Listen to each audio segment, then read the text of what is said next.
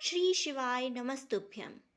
मेरी आज की वीडियो उन बेटियों के लिए है जो अपनी नई जिंदगी की शुरुआत करने जा रही हैं, मतलब जिनकी शादी हो रही है। बेटा, पहले के समय में जब बेटियों की शादी होती थी तो घर के बड़े बुजुर्ग, दादी, नानी, माएँ सब अपनी बेटियों को यह सीख देती थी कि बेटा, अब तुम्हारा घर परिवार तुम्हारा ससुराल ही है। हम तुम्हारे अपने हैं, हमें भुलाना मत। पर तुम्हारे माता पिता अब तुम्हारे सास ससुर ही हैं, उन्हें भी अपनाना, मन से अपनाना। आज के समय में जब हम अपने आप को मॉडर्न कहना सीख गए हैं तो हमारे बड़े बुजुर्ग भी बदल गए हैं। बड़े बुजुर्ग अब कहते हैं कि कुछ भी दिक्कत हो हमें बताना, कुछ भी बर्दाश्त ना करना।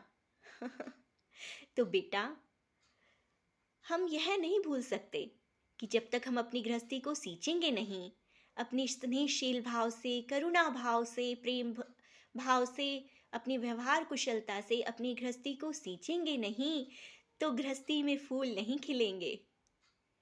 बेटा, मेरी आज की वीडियो उन बच्चों के लिए नहीं है जो एक्सेप्शनल केसेस हो जाते हैं, जैसे कि डोमेस्टिक वायलेंस अर्थात शराब, मारपीट, उन सब के लिए नहीं है, वो तो अलग बात है।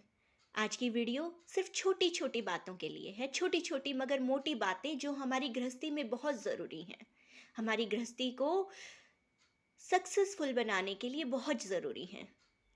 मुझे आशा है कि मेरी ये वीडियो उन बेटियों के बहुत काम आएगी जो अपनी गृहस्थी को स्नेहशील भाव से, करुणा भाव से, सच्चे मन से सींचना चाहती हैं और अपने ससुराल में सबको अपनाना चाहती हैं। तो आज मैं आपको कुछ महत्वपूर्ण बातें बताऊंगी जो एक दादी अपनी पोती को विदाई के समय सीख देती है। तो सुनो बेटा, और ध्यान से सुनना, क्योंकि यह वीडियो बहुत काम आएगी आपके। जब आप अपनी गृहस्थी में कामयाब हो जाओगी तो मुझे थैंक यू जरूर कहना। तो स्टार्ट करते हैं। दादी माँ की विदाई सीख लाडली पोती के नाम। बेटा, भारतवर्ष में कन्या का दाम्पत्य ही देहली पर चरण रखने के शुभ अवसर पर पाणी ग्रहण संस्कार के उपरांत दादी माँ अपनी लाडली को आदर्श एवं निष्कंटक जीवन जीने की सीख देती है।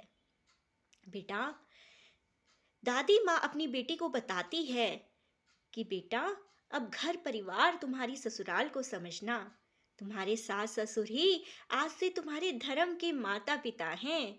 जिस प्रकार अपने माता पिता की आज्ञा का पालन करती रही हो, उसी प्रकार आदरणीय सास ससुर की आज्ञा का पालन करना और अपना परम धर्म समझना बच्चे।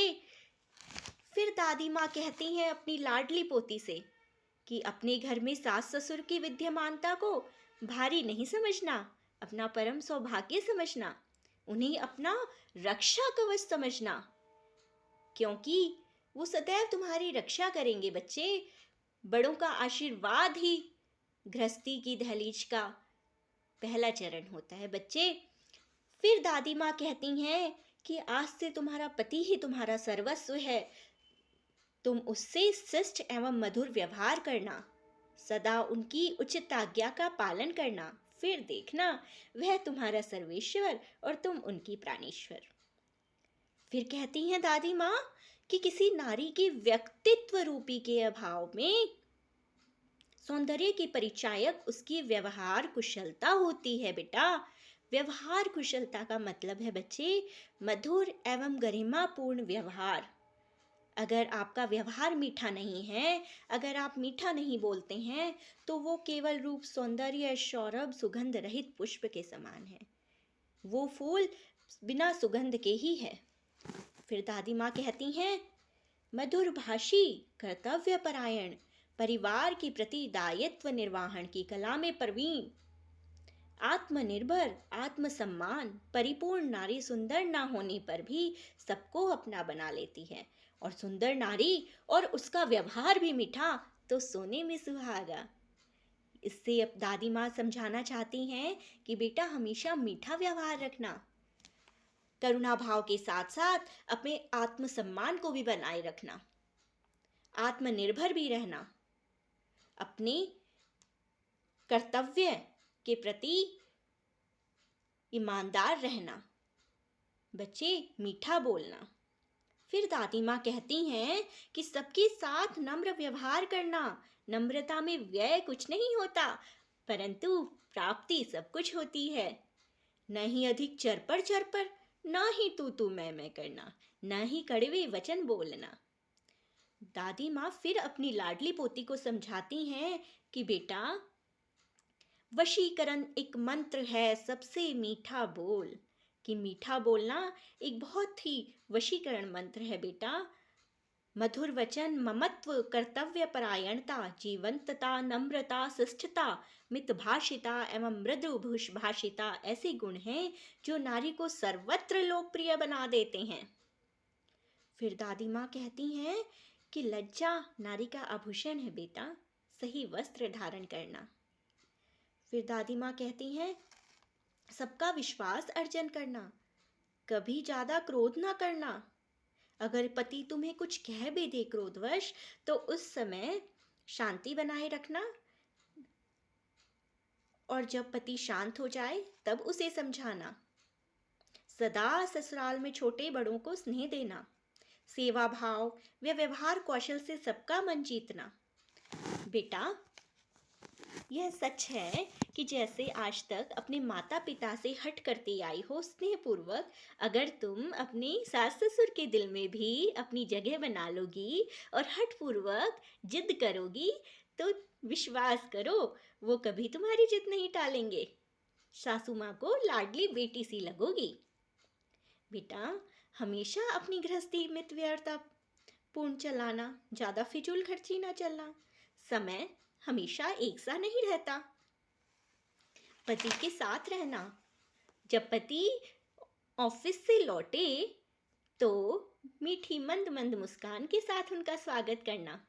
बेटा, प्रेम की अभिव्यक्ति भी जरूरी है। तो बेटा, ये छोटी छोटी और मोटी बातें हैं जो तुम्हारी गृहस्थी को कामयाब बनाने में बहुत ही मददगार साबित होंगी।